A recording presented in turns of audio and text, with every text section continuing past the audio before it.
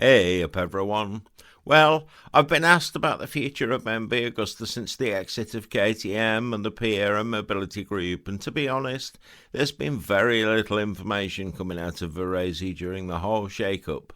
Timur Sardarov has been unusually quiet, and I'm sure there has been plenty going on behind closed doors that we will never hear about.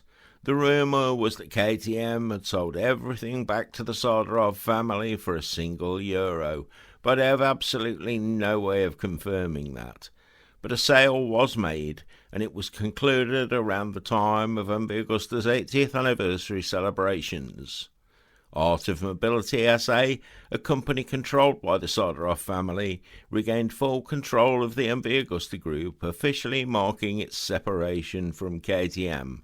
Although the media in general paints the Bajaj bailout as a positive end to the whole KTM saga, the impacts will continue to be felt across the industry and will reach far beyond the Austrian brand itself. But there was little in the way of any official news about the future of MV. Finally, Luca Martin, the Chief Operating Officer of MV Agusta, gave us the first update on MV Agusta's official stance and their journey back to independence. He talked about the company becoming leaner and more competitive, with multiple announcements including the introduction of a 5-year warranty across many models and price slashes across the range too. But I will come to that later. A quick reminder, if you enjoy the content, please try and remember to like the video and subscribe to the channel if you haven't already. Sharing the video anywhere you think people will be interested helps us a lot too. There is more about the channels here on YouTube and on Rumble and in the Ko-fi group, so I will leave that for now. Anyway, KTM, or should I say Pierer Mobility, initially took a 25% stake in MV Agusta at the end of 2022. But another theoretical investment in 2024 saw the Austrian company take the majority stake in MV Agusta. But that second agreement was all subject to financing, and shortly after, the true extent of KTM's financial black hole came to light. Needless to say, the second part of the agreement never happened.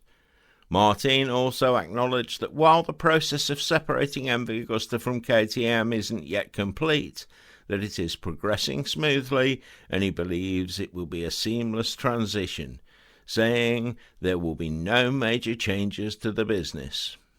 Some KTM infrastructure will remain until the end of the year, but it will be behind the scenes operations like IT and logistics that remain shared for a while. He continued, the splitting from the Pierer Mobility Group means MV will be establishing its own independent regional offices in main markets in Europe, America, Oceania and Asia, and the company has already struck deals with importers in the rest of the world. The dealer network is confirmed and we're proceeding to open some additional ones. At present, MV Agusta's global sales network includes 219 active dealer sales points and 41 service centres. They will all continue business as usual, but the total number is expected to reach 270 by the end of the year. In addition, another 20 non-European importers are already included as part of the distribution network. He then said, initially, spare parts suppliers will continue to use KTM logistics, but we are setting up a new agreement with a major logistics partner for the parts supply chain. The deal will mean that by the end of 2025, MV's parts and distribution network will be completely independent of KTM's. In another announcement, we heard that MV Agusta Centro Stile, the old Cagiva race department which was rebranded as MV's design department, will move from San Marino to the company's main factory in Varese and will be up and running by July the 1st. Integrating the R&D operation with the production side of the business has to be a good idea, but the equipment and expertise in San Marino may not be so easily or happily relocated. MV has also reorganised its production lines, adopting the just-in-time system that Cagiva pioneered many years ago, less successfully than Toyota did for sure, but they did do it first. The idea being to streamline manufacturing and reduce waste, ensuring that the right components are in the right place at the right numbers at the right time, without unnecessarily high stock levels being held. So, they are trying to learn from KTM's mistakes, I guess. And like I said, the system has been proven to work if they can get it right. But at Cagiva, there were just never enough parts made, so we have to wait and see. The plan, according to the announcement, is to allow the company to continue the positive growth it has managed over recent years, because over the past 18 months, despite the KTM debacle, MV Agusta has strengthened its financial stability. Or so they say. They say that in 2024 the company sold 4,000 motorcycles, which they go on to describe as an astonishing annual growth rate of 116% when compared to 2023, and that 2024 also marked MV Agusta's best year ever for parts availability, because they managed a 99% availability rate covering all models produced in the last 7 years, which is actually better than many companies seem to do these days. However, when I dug deeper, there are several things that don't ring true about the official statement, because it isn't that long ago that they were producing 9,000 bikes a year. The first thing I noticed was that only 2,500 of those registered sales were actually real, and that 1,500 of them at least were actually MV Agusta self-registering bikes. We get a very different view of MV Agusta's situation from motorcyclesdata.com. Motorcycles Data tracks new vehicle registrations across over 80 countries, reporting data by calendar year. And when you compare the data reported to the data declared by the manufacturers, they usually report their sales, or vehicles invoiced, which is often different from registrations. However, in MV Agusta's case, it wasn't so simple. They state that in the last 2 years under KTM control, MV Agusta was focused on presenting unique series, opening monobrand stores, participating in events with state-of-the-art icon models, but they forgot to sell. The result is that real 2024 registrations were actually around 2,500, with around the same amount of bikes parked up somewhere under KTM control. That would mean 2024 returned one of the lowest levels of sales in the last 40 years. Then, in December, MV Agusta registered 1,267 bikes just in Italy, when there had only been 489 registered in the previous 11-month period. The reason for this is the EU deadline for registering vehicles that only comply with Euro 5 emissions ratings. Several other manufacturers were left with excess Euro 5 stock they were forced to self-register, but MV Agusta, driven by Pierer Mobility Group, seems to have suffered more than many. It was stated that around 2,500 bikes are still in the distribution network warehouses, or the bikes will see an immediate drop in value of a minimum of around 20%, and interestingly, that may well be a driving force behind some of the big drops in manufacturers' retail prices that have recently been announced. Regardless, MV has also revealed that new models are on the way, confirming that a completely new bike will be launched in November with just 1% of the parts carried over from the previous generation. That tells us we are looking at a bike that is 99% brand new, but it also tells us it's a bike to replace one of the existing models. Which one is a different question. They also mentioned the first prototype of a new engine that in their words aims to redefine the concept of hyper-performance, and they aim to release it at EICMA.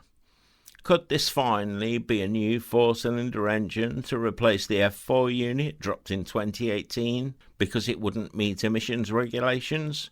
Or is this all about the new 4-cylinder 1000cc Rush models? Lastly, they affirmed that from 2026 onwards, MV will renew its full model range as well as entering new segments. So there are some bold claims here, as well as some questionable figures. And it did continue.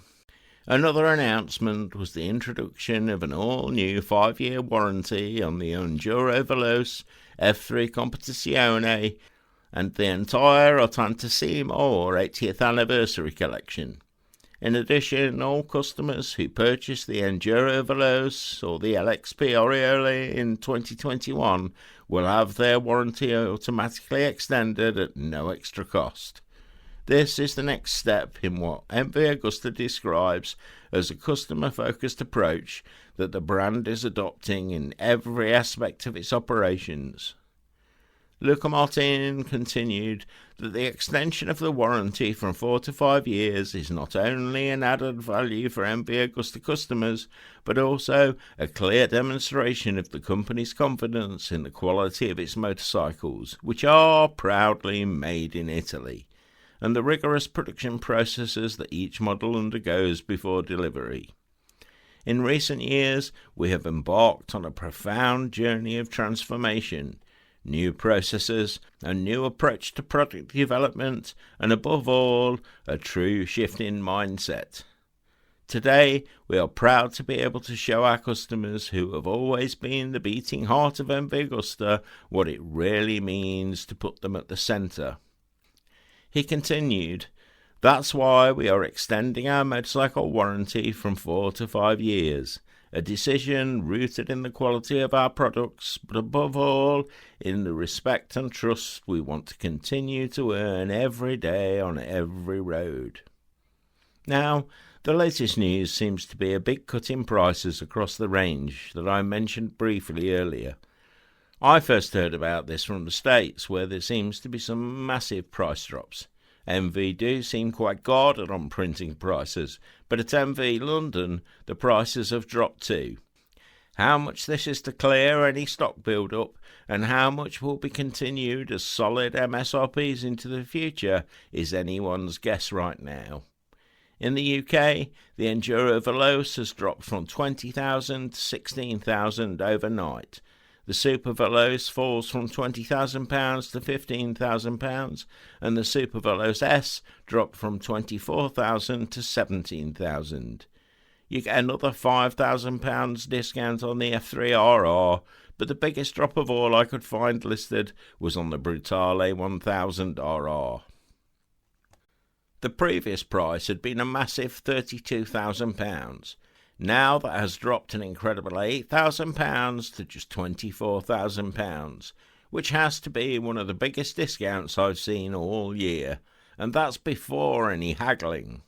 Now, don't get me wrong, £24,000 for a motorcycle is still not exactly bargain basement prices, but these are MV Agustas we're talking about.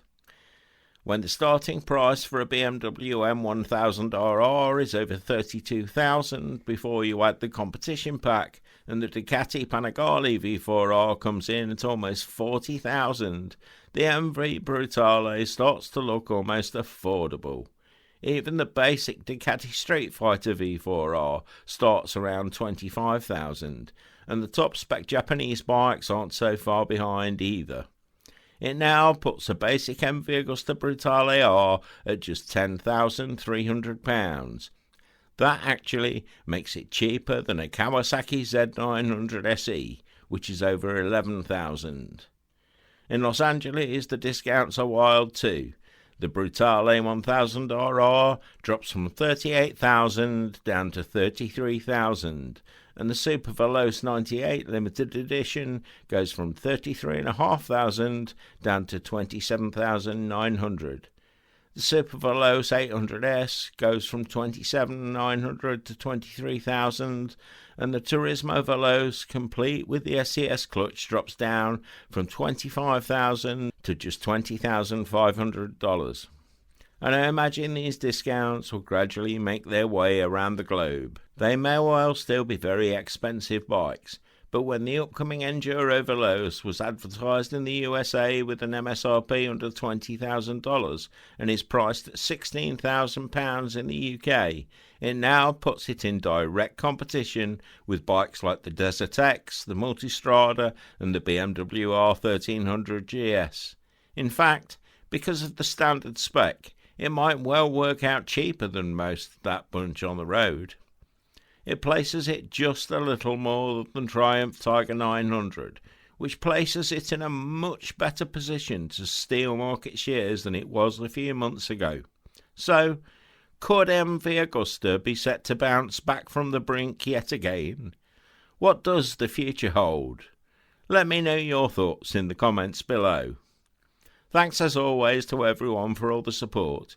Do try and remember to like the video and subscribe if you haven't already, and share the video anywhere you think people will be interested.